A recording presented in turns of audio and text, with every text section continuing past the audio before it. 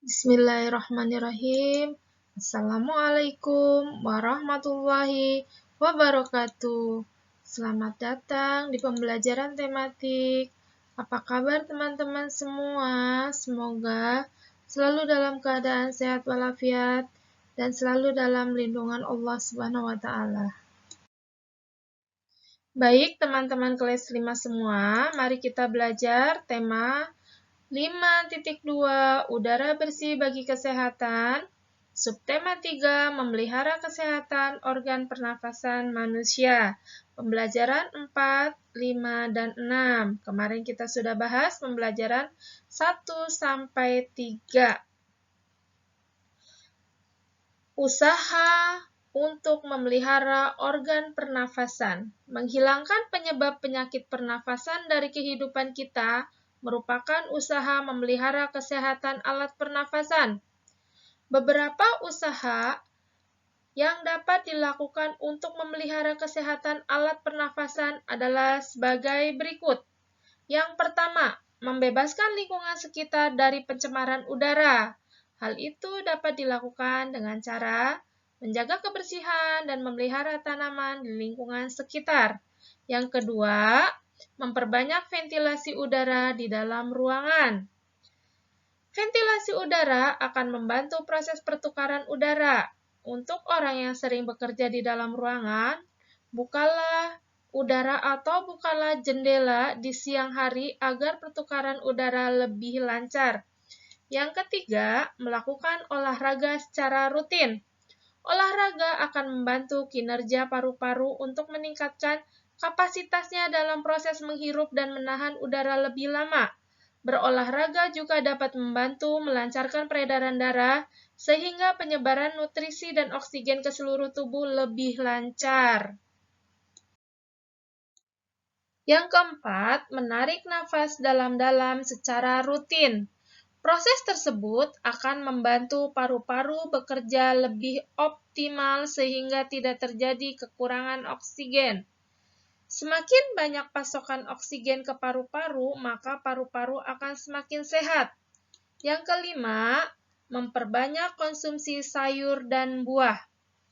Kedua jenis asupan tersebut mengandung banyak antioksidan alami yang berguna untuk menangkal radikal bebas yang memicu kerusakan organ tubuh. Yang keenam, istirahat dengan cukup. Salah satunya dengan tidur. Tidurlah selama 6-8 jam per hari. Saat tidur, sistem kekebalan tubuh kita akan meningkat. Selain itu, proses regenerasi sel juga terjadi saat tidur. Tidur berkualitas akan membuat tubuh kembali bugar pada saat bangun. Yang ketujuh, menggunakan masker saat berpergian. Jika kalian berpergian menggunakan sepeda motor atau berjalan kaki, gunakanlah masker agar asap kendaraan bermotor atau debu tidak masuk melalui organ pernafasan. Yang kedelapan, tidak merokok dan tidak bergaul dengan perokok. Bergaul dengan perokok berarti ikut menghisap asap rokok secara tidak langsung atau disebut dengan perokok pasif. Perokok pasif lebih berbahaya daripada perokok. Merokok terbukti menyebabkan berbagai penyakit, termasuk penyakit organ pernafasan. Ribuan toksin yang ada dalam rokok akan tertimbun di dalam paru-paru dan menyebabkan kinerja paru-paru tidak optimal. Yang kedelapan, jangan minum minuman beralkohol. Minuman beralkohol terbukti dapat menyebabkan kerusakan organ dan menyebabkan sesak nafas.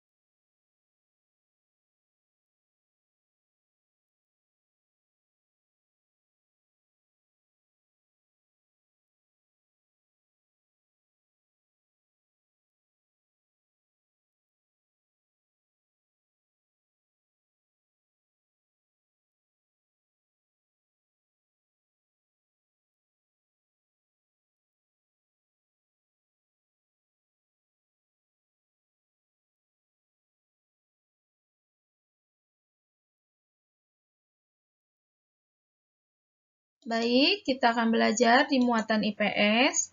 Macam-macam jenis profesi atau pekerjaan. Yang pertama adalah petani.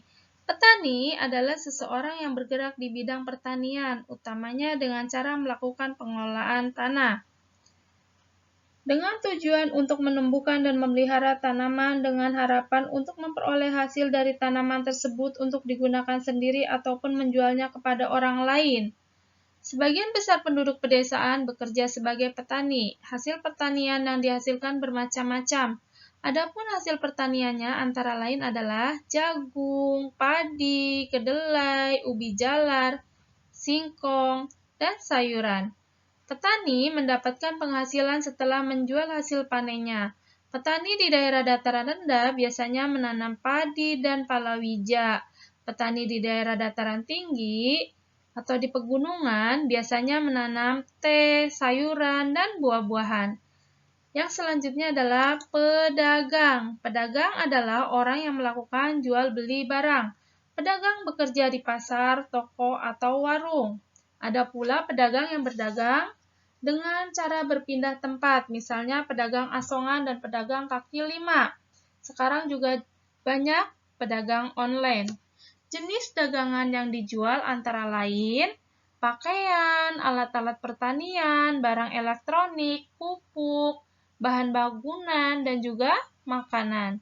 Pasar adalah tempat bertemunya penjual dan pembeli. Penduduk menjual dan membeli barang di pasar. Kegiatan itu disebut dengan jual beli, misalnya makanan dari tumbuhan dan hewan. Yang selanjutnya adalah guru. Guru adalah orang yang pekerjaannya mengajarkan ilmu pengetahuan kepada siswa. Misalnya, guru IPA, IPS, matematika, PKN, olahraga, bahasa Indonesia, dan lain sebagainya. Guru mengajar siswa di sekolah. Guru mengajar dari jenjang TK hingga universitas. Pengajar di universitas disebut dengan dosen. Guru disebut juga pahlawan tanpa tanda jasa. Yang selanjutnya adalah dokter. Dokter adalah orang yang pekerjaannya memeriksa dan mengobati orang sakit. Dokter bekerja di rumah sakit, puskesmas, atau klinik kesehatan. Dokter ada yang berpraktek di rumah. Dokter yang khusus menangani penyakit gigi disebut dengan dokter gigi. Dokter yang menangani kandungan disebut dengan dokter kandungan. Dokter yang mengobati orang sakit kulit disebut dengan dokter kulit.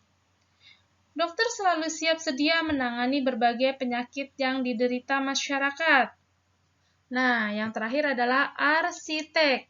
Arsitek adalah ahli pembuat rancangan bangunan.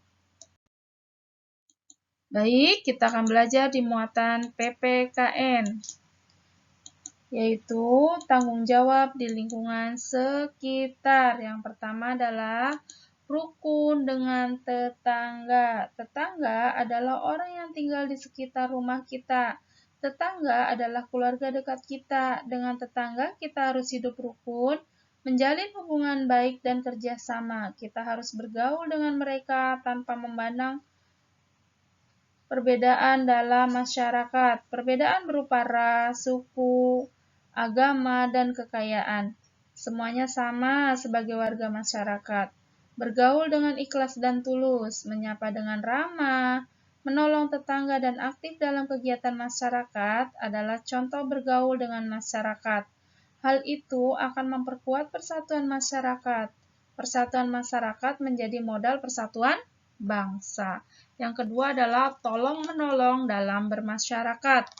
Menolong orang lain adalah perbuatan mulia. Memberi pertolongan kepada orang lain harus dengan ikhlas, tanpa pamrih atau mengharapkan imbalan. Kita dapat menolong orang lain menggunakan apa saja yang kita miliki. Misalnya sekarang ini di negara kita banyak terjadi bencana. Di daerah bencana, banyak orang kehilangan harta benda, rumah, pakaian, dan bahan makanan. Orang-orang di daerah bencana harus mengungsi. Mereka sangat membutuhkan pertolongan kita, dapat membantu dengan menyumbangkan bahan makanan, pakaian, dan obat-obatan. Menolong orang lain tidak harus menunggu bencana alam terjadi. Kapan saja dan di mana saja dapat menolong orang lain, misalnya membantu fakir miskin, menyantuni anak yatim, menolong tetangga yang terkena musibah, dan sebagainya. Jadilah anak yang ringan tangan, suka membantu orang lain yang membutuhkan pertolongan. Yang selanjutnya adalah memahami akibat tidak bertanggung jawab. Di sekolahmu ada siapa saja? Ada kepala sekolah, guru, siswa, dan penjaga sekolah. Bagaimana jika semua orang di sekolahmu tidak melaksanakan tanggung jawab masing-masing? Apa yang akan terjadi? Tentu kehidupan sekolah akan menjadi kacau dan tidak tertib. Akibatnya, kegiatan belajar mengajar menjadi terganggu. Sikap bertanggung jawab memang harus dilatih sejak kecil supaya menjadi kebiasaan hingga kita dewasa nanti.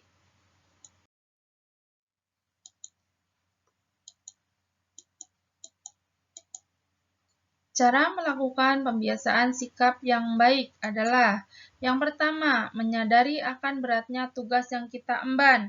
Misalnya, tugas sebagai pelajar menuntut kita untuk belajar giat. Yang kedua, menyadari bahwa kita tidak dapat hidup sendiri. Oleh karena itu, kita dituntut untuk bertanggung jawab dengan orang-orang di sekitar kita. Yang ketiga adalah menyadari akibat buruk yang timbul dari sikap tidak bertanggung jawab. Misalnya, merugikan orang lain, mengecewakan orang lain, dan seterusnya. Yang keempat, berani mengakui kekurangan diri sendiri. Orang yang berani mengakui kekurangan dirinya akan bersikap lebih rendah hati dan bersikap tanggung jawab. Yang kelima adalah siap menerima resiko tindakan kita. Orang yang siap menerima resiko atau akibat dari tindakannya akan berusaha bersikap bertanggung jawab. Baik, kita akan belajar di muatan SBDP. Barang bekas yang masih bisa bermanfaat. Yang pertama adalah kantong kertas. Kalau kamu belanja terus mendapatkan kantong kertas, jangan buru-buru membuangnya. Kantong kertas bermanfaat buat kamu, terutama saat musim penghujan. Robek kantong kertas menjadi beberapa bagian, kemudian masukkan ke dalam sepatu yang basah akibat kehujanan. Kertas tebal ini akan menyerap kelembapan dengan baik sehingga lebih cepat kering. Perlu kamu ketahui, fungsi kertas tebal kantong ini berbeda dengan koran. Kertas kantong tidak akan memindahkan tinta ke kain basah dan juga tidak akan meninggalkan noda. Yang kedua, pecahan tegel, ubin, genteng, dan sejenisnya. Jika kamu mempunyai barang pecah belah di rumah seperti tegel, ubin, atau genteng, jangan langsung dibuang. Jadikan pecahan benda-benda itu menjadi hiasan yang baru. Misalnya saja hiasan pot yang berwarna polos, jalan setapak yang menghiasi taman depan rumah, atau hiasan dinding. Tentu saja cara ini membutuhkan selera seni dan kreativitas dari dirimu. Yang ketiga adalah minyak goreng bekas. Selesai menggoreng lauk, pastikan kamu tidak membuang minyak bekas atau jelantah. Kamu bisa menggunakannya untuk membuat engsel pintu supaya tak serat dan berderit lagi. Caranya adalah dengan mengoleskan jelantah menggunakan kapas ke engsel pintu. Yang keempat adalah jerigen. Kamu pasti familiar sama benda satu ini kan? Biasanya dijadikan wadah untuk minyak goreng atau minuman tertentu. Nah, daripada kamu membuangnya, lebih baik diubah menjadi tempat pensil ataupun vas bunga ataupun menjadi sekop mini. Gunting beberapa bagian seperti gambar. Yang kelima adalah karton gulung bekas tisu. Kalau kamu suka menggunakan tisu gulung, pasti ada kertas karton di dalamnya. Jangan buang kertas karton di dalamnya. Kertas karton gulung itu bisa kamu gunakan kembali dan hiasi untuk meletakkan beberapa benda. Kamu bisa menggunakannya sebagai wadah pensil, alat lukis, peralatan dapur, kabel charger laptop ataupun handphone. Bahkan bisa juga untuk menaruh sepatu jika lubang kartonnya itu lebih besar. Kalian bisa lihat di contoh gambarnya. Yang keenam adalah pengait bungkus roti. Kamu yang hobi makan roti, jangan buang pengait bungkusnya. Kamu bisa menggunakan pengait bungkus roti tersebut untuk merapikan kabel-kabel yang kamu gunakan supaya tidak semrawut dan menimbulkan bahaya. Baik, sampai di sini pembahasan materi kita hari ini. Semoga bermanfaat. Wassalamualaikum warahmatullahi wabarakatuh. Sampai jumpa di lain waktu. Terima kasih.